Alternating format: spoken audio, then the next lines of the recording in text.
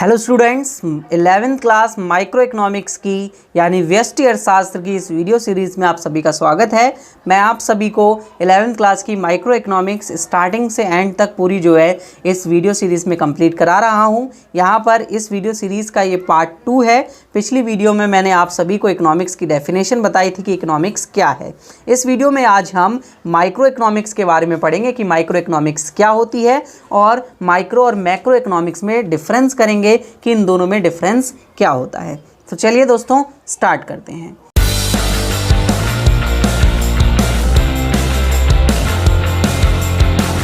देखिएगा स्टूडेंट्स, सबसे पहले आज हम पढ़ेंगे भाई माइक्रो इकोनॉमिक्स क्या होती है, ठीक है।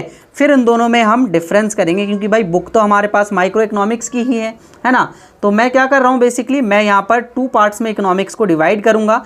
तो अभी आप सभी को पता है इकोनॉमिक्स जो है वो 2 टाइप में है हमारे पास। पहला टाइप जो है इकोनॉमिक्स का वो है माइक्रो इकोनॉमिक्स,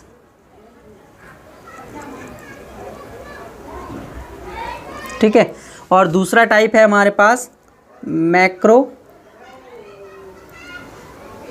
इकोनॉमिक्स, है ना।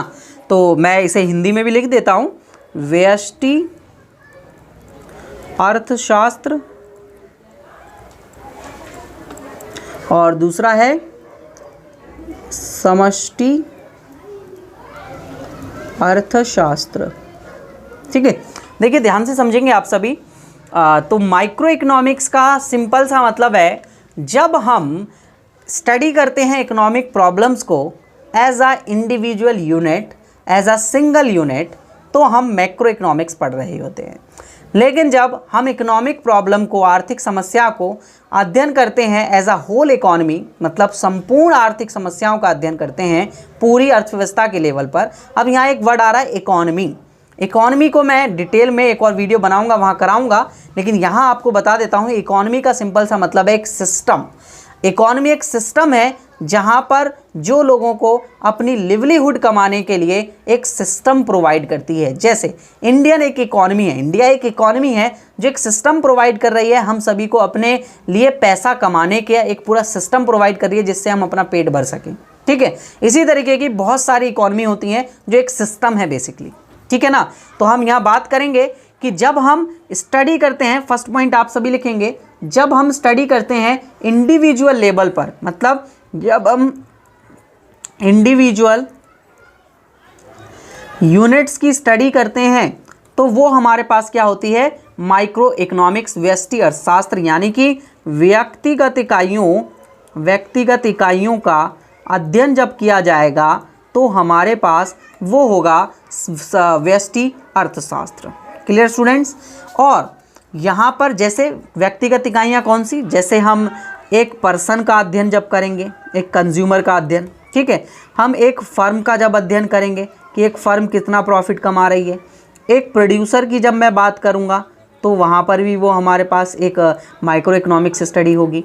मैं एक मार्केट की बात करूँगा तो वो भी हमारे पास क्या होगी, एक माइक्रो इकोनॉमिक स्टडी होगी, ठीक है। एक व्यक्ति, एक फर्म, एक उत्पादक और एक बाजार का अध्ययन करेंगे तो वो हमारे पास क्या होगा, व्यष्टि अर्थशास्त्र होगा। मैं अपने मार्कर के साइज को थोड़ा सा छोटा कर रहा हूँ, थोड़ा सा डार्क लिख रहा है ये काफ़ी, ठीक है। चलिए, और जब हम मैक्रो इकोनॉमिक्स की बात करते हैं तो मैक्रो इकोनॉमिक्स में स्टडी की जाती है होल एंटायर इकोनॉमी की, ठीक है, संपूर्ण अर्थव्यवस्था, ठीक है। अर्थव्यवस्था के लिए अभी आप ये समझ लिए एक पूरी की पूरी कंट्री की स्टडी जो है वो की जाती है, मतलब पूरे देश की स्टडी की जाती है किसमें, माइक्रो इकोनॉमिक्स में। क्लियर स्टूडेंट्स, कोई दिक्कत यहाँ पर आप सभी को बिल्कुल अच्छे से समझ में आ रहा होगा। आगे चलते हैं हम सभी। अब जब हम माइक्रो इकोनॉमिक्स की बात करते हैं तो माइक्रो इकोनॉमिक्स में हम डिटरमाइन करते हैं प्राइस, यानी कि किसी वस्तु की क्या कीमत होगी। प्राइस डिटरमिनेशन यहाँ पर किया जाता है, कीमत का निर्धारण,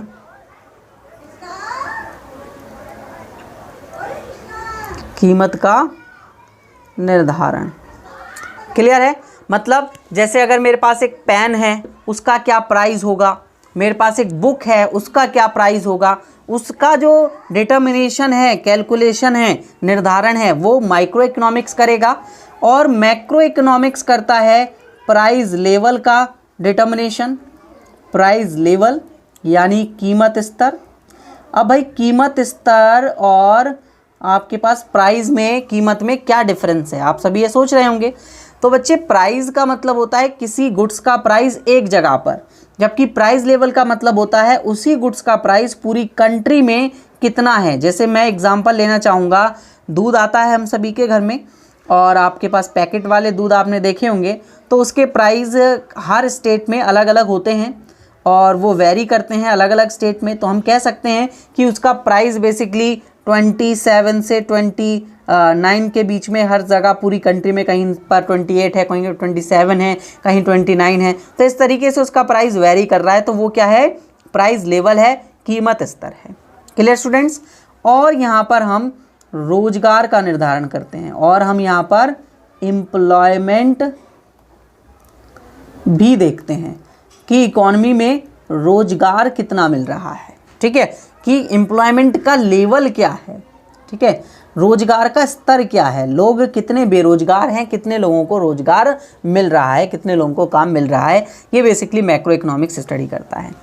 थर्ड पॉइंट देखेंगे आप सभी, यहाँ हम जो बात करते हैं वो होती है मार्केट डिमांड की, कि पूरे मार्केट की डिमांड क्या है, एक मार्केट की demand, and market supply, and market supply,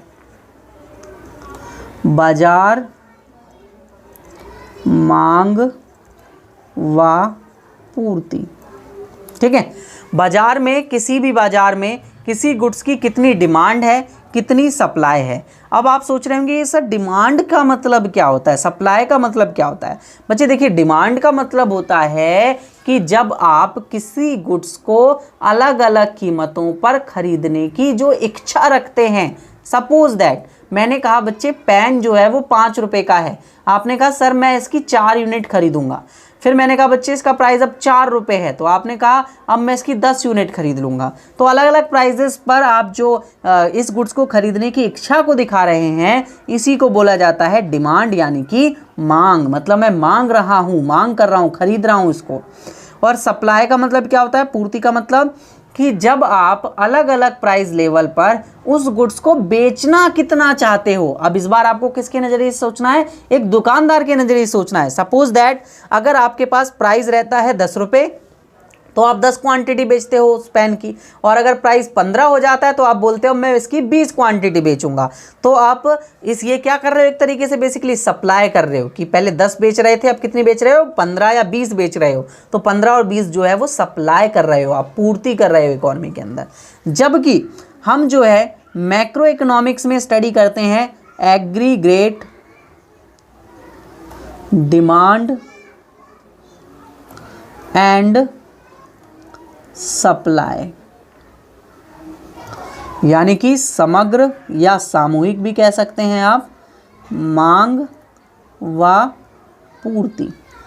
और यहाँ पर हम स्टडी करते हैं एग्रीगेट्स में। एग्रीगेट का मतलब होता है सामूहिक, या फिर एग्रीग्रेशन आप बोल सकते हैं, कुमुलेशन बोल सकते हैं, मतलब इकट्ठा करना बेसिकली।